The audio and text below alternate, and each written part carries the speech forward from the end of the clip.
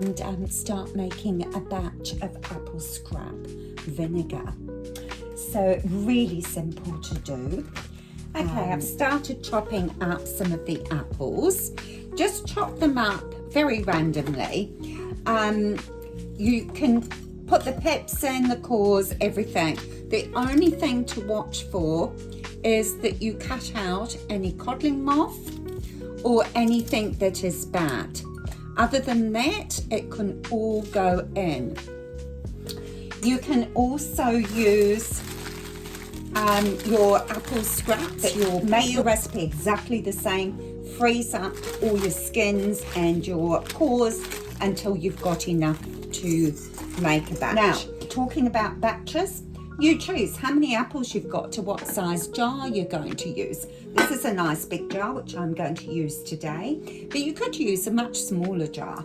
Okay, my jar is about 3/4 full. I've already put 2 litres of water in there.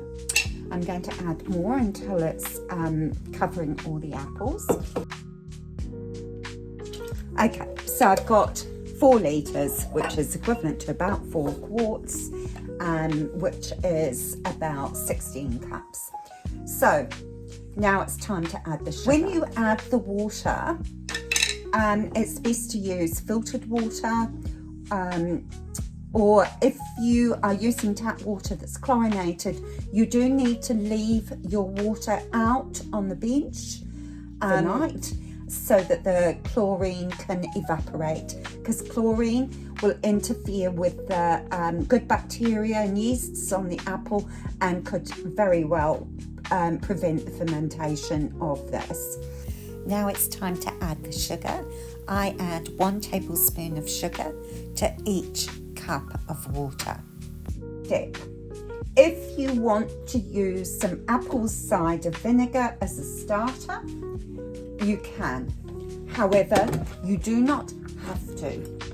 But there we go. I'll just put a couple of tablespoons in, but it's actually okay.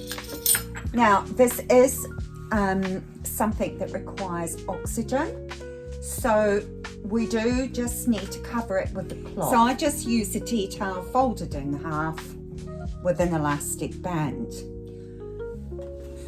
Now, because it requires the oxygen, the apples tend to oxidize. So they will go brown. Stir the apples each day to stop the browning and possible moulding of the fruit. If you want to do a big lot, you can do it in a bucket as well. After 1 day, you can already see the fermentation starting to happen. The apples at the top are going brown, and that is the reason we really need to stir it. When the fermentation process stops and the apples sink to the bottom, it is ready to be strained. Now to strain off the apples, always a bit harder job when you've got a larger container. Okay, so my jars are nicely washed. So now I'm just going to discard those and put them in the compost. I will fit all of this into the 1 jar.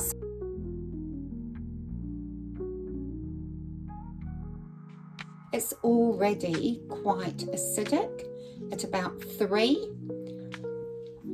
At this stage, there's no more need to stir.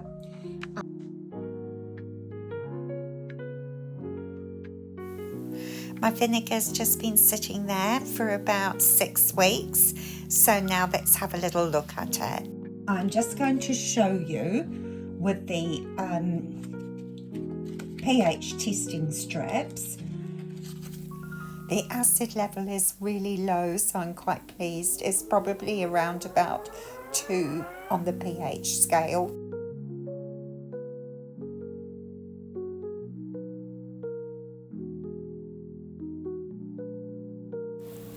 This is the SCOBY from my kombucha, which is very similar to the pellicle that may grow on your vinegar. Mine didn't grow one this time.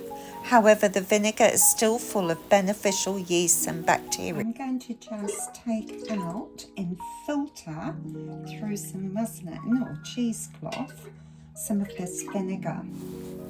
You may need to filter several times to get a lot of the sediment out before you bottle the vinegar up.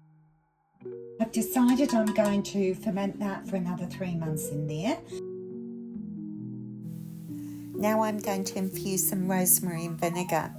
Whilst herbal vinegars are great for culinary purposes, I'm infusing the rosemary to use as a hair rinse. Place the herbs of choice in a jar and shake daily for 2 weeks. Then strain out the herbs and the vinegar sediment. I use about once a month with a ratio of 1 part vinegar to 5 parts water and spray it onto my hair and scalp, massage, and I leave it in for a few minutes before rinsing off with water.